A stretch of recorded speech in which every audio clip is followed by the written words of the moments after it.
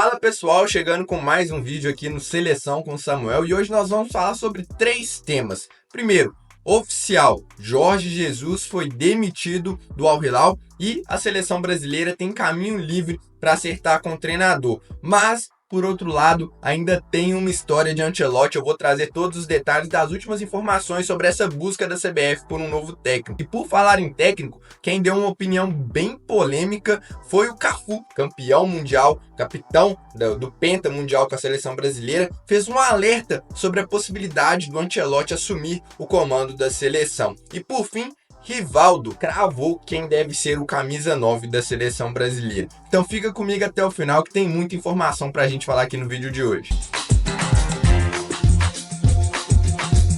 Começando então pelo Cafu. O Cafu deu uma entrevista à ESPN muito interessante, por sinal, dá para repercutir até outros temas, mas uma fala que eu achei muito interessante foi ele falando sobre Ancelotti, sobre o perfil do técnico europeu e questionando se o treinador teria capacidade ou teria interesse em assistir jogos do Campeonato Brasileiro ou se ele estaria assistindo nesse momento. Bom, vou trazer as aspas aqui do Cafu para não colocar palavras na boca dele. Abre aspas para o Cafu então. O Ancelotti, eu não sei se ele está vendo os jogos do Campeonato Brasileiro. Não sei se ele acorda de madrugada para ver. E aí só um parênteses aqui, porque lá na Europa os jogos do Campeonato Brasileiro, a maioria se passa durante a madrugada na Espanha, que é onde o Ancelotti vive atualmente. Não sei se ele acorda de madrugada para ver, por exemplo, Flamengo contra Corinthians, não sei se ele acorda para ver São Paulo versus Palmeiras, eu não sei se ele está a par do que realmente está acontecendo no futebol brasileiro. Que nem eles falam, mas o Ancelotti seria bom porque ele conhece os meninos que jogam na Europa.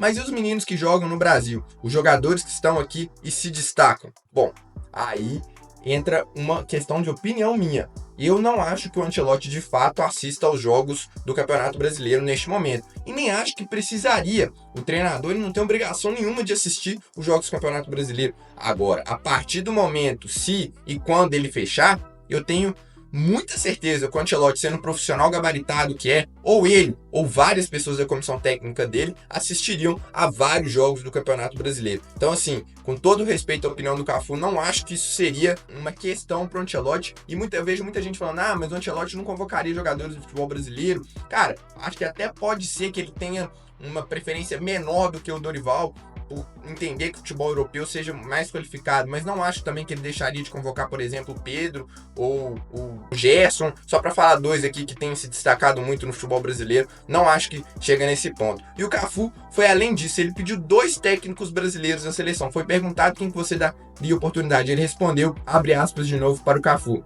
ou o Rogério Ceni ou o Renato Gaúcho. Para esse pouco tempo, um dos dois eu deixaria suprindo essa função. Eu daria essa responsabilidade para um dos dois.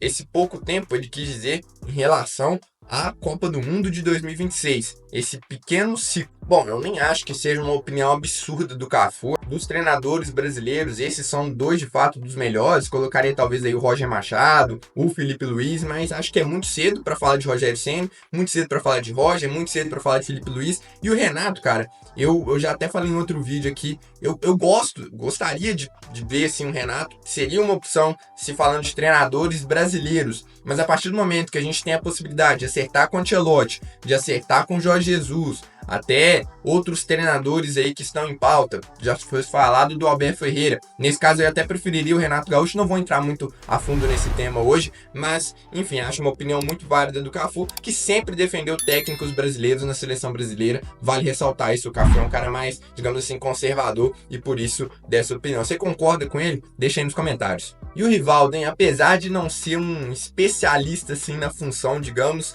a opinião dele, ao meu ver, conta muito sobre quem deveria ser o camisa 9 da seleção brasileira. E na visão do nosso pentacampeão mundial, um jogadoraço, ele disse que convocaria o Pedro do Flamengo. E aí abre aspas para o Rivaldo. E aí essa entrevista foi a Betfair, divulgada para vários jornalistas. Pedro é um jogador de área, sabe finalizar, sabe se posicionar, faz bem o pivô, sabe sair para jogar. É o centroavante que uma seleção precisa ter no elenco. Se vai ser titular ou não, vai depender do esquema do treinador que assumir, de como ele vai querer montar a equipe. Mas, para mim, o Pedro tem que estar no grupo da seleção brasileira sim. É um jogador importante e merece essa oportunidade. Qualidade para estar lá ele tem de sobra. E cara, eu concordo 100% com a fala do Rivaldo. assim, ao meu ver, gabaritou. Não é questão da gente falar assim, Pedro tem que ser titular da seleção brasileira. Não é esse o meu ponto. Mas, pô, um cara com as características dele, que são tão específicas e raras dentro dos centroavantes que a gente tem hoje, eu não deixaria de convocar o Pedro para uma seleção brasileira. Lembrando, ele tá voltando agora de lesão, já voltou muito bem, tem 4 gols em 5 jogos após uma grave lesão que o tirou de muitos jogos da seleção brasileira. Poderia ter tido uma experiência maior com o Dorival Júnior, mas de qualquer forma, eu acho o Pedro, por mais que não seja assim, não sei se ele seria o meu centroavante titular. A gente tem algumas opções, o Endrick, que também tá no processo de evolução. Tem o Richarlison, que tá voltando de lesão agora. O Gabriel Jesus tá machucado. O João Pedro é um bom nome. O Matheus Cunha, uma característica muito diferente. A gente pode lembrar de outros aqui e tal, mas Evanilson, que tá fazendo muito gol na Premier League. Mas eu acho que o Pedro é um cara diferente.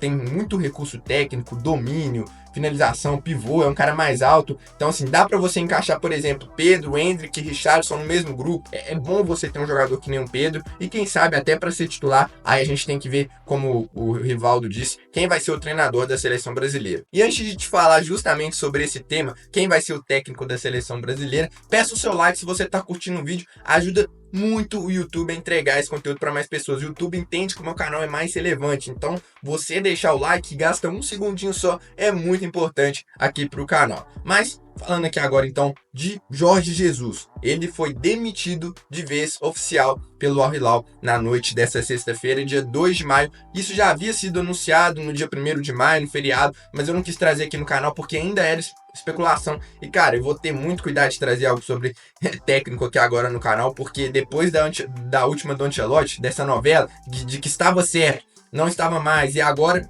tem um rumor de novo. Mas enfim, estamos aqui para falar da demissão do Jorge Jesus. Ele deixa o Al Hilal após conquistar 4 títulos em 2 temporadas, uma Liga da Arábia, uma Kings Cup e 3 Supertaças da Arábia. O principal motivo da demissão foi porque ele falhou na Champions Asiática, não conseguiu conquistar nenhuma vez. Dessa vez ele caiu na semifinal, mas isso não impede que os números do Jorge Jesus sejam muito bons nas 2 temporadas no Al Hilal. Foram 105 jogos, 81 vitórias, 14 empates e 7 derrotas no comando aí de 2 temporadas do Al Hilal. Ao meu ver, ao menos em termos de número e até de futebol praticado, vale lembrar que o Al Hilal ficou muito tempo sem perder lá na Arábia Saudita. Acho que a avaliação final do trabalho de Jorge Jesus é positiva. A gente entende que o Al Hilal tem a obrigação de vencer lá na Arábia, é um dos grandes times, é um dos times que mais investe, mas também tem outros que fazem a mesma coisa como o Al Nassr. Então ele conseguiu ganhar um campeonato árabe, conseguiu chegar numa semifinal de Champions Asiática. Não teve o Neymar à disposição, por exemplo, que seria o grande, digamos, o grande cara do projeto. Ele precisou lidar com outros jogadores. Claro, tinha um baita elenco, mas acho que o Al Hilal chegou a praticar um bom futebol durante muito tempo e por isso eu entendo que ele fez sim um bom trabalho lá na Arábia Saudita. Eu ainda acho um bom nome para a seleção brasileira. Acho que ele tem capacidade de incendiar. Até vi alguém falar, umas pessoas falando sobre isso no Twitter, que o perfil dele é mais agressivo do que o Ancelotti. Talvez isso seja um ponto positivo para o Jesus, mas agora eu não vou trazer nenhuma informação porque de fato não tem. E a princípio o Jorge Jesus seria a segunda opção. Tem uma questão do Neymar, parece envolvendo o Neymar, aquela rixa que eles tiveram antigamente, mas cara, sinceramente, eu acho que isso se resolve, os dois são adultos e nenhum vai deixar de querer ter o melhor trabalho por causa disso. Acho que o Neymar não vai querer deixar de ter o melhor técnico, o Jorge Jesus não vai querer deixar de ter o melhor jogador, se o Neymar estiver à disposição. Isso aí já é tema para um outro vídeo. Mas ainda tem uma especulação sobre o Carlo Ancelotti. Eu trouxe aqui no canal no último vídeo que estavam encerradas as negociações com o Ancelotti, logo depois, no dia seguinte, já voltaram os rumores de que, na verdade, a seleção brasileira, e aí trazendo aqui a informação do Fabrício Romano, que é a última informação confiável que a gente tem, que a CBF ainda aguarda um acordo entre Ancelotti e Real Madrid, antes de negociar com outro técnico, que o Jesus ainda seria essa segunda opção, então. Mas, por exemplo, o GE ainda não traz essa informação de que o Ancelotti ainda está na pauta. O GE descartou de vez a contratação do Ancelotti. Já a ESPN tem essa mesma informação do Fabrício Romano. Enfim, fato é que é muita especulação, a gente não sabe o que está acontecendo, é uma novela muito grande e a gente vai ter que aguardar aí os próximos capítulos para ver quem será o próximo treinador da seleção brasileira. Bom, se você ficou até aqui é porque curtiu o vídeo, espero que sim. Então fica o meu convite para você se inscrever aqui no canal, rapidinho, para você receber mais conteúdos. Se quiser ativar o sininho de notificação também, você vai receber todos os meus vídeos que eu publicar em primeira mão, já chega lá a notificação, que aí fica mais fácil. De toda forma, convido aqui você para assistir, falando do Neymar, Jorge Jesus, um vídeo aqui dos 10 maiores artilheiros da seleção brasileira na história, tá? O Neymar está nessa lista. Eu fico por aqui, um abraço e até a próxima.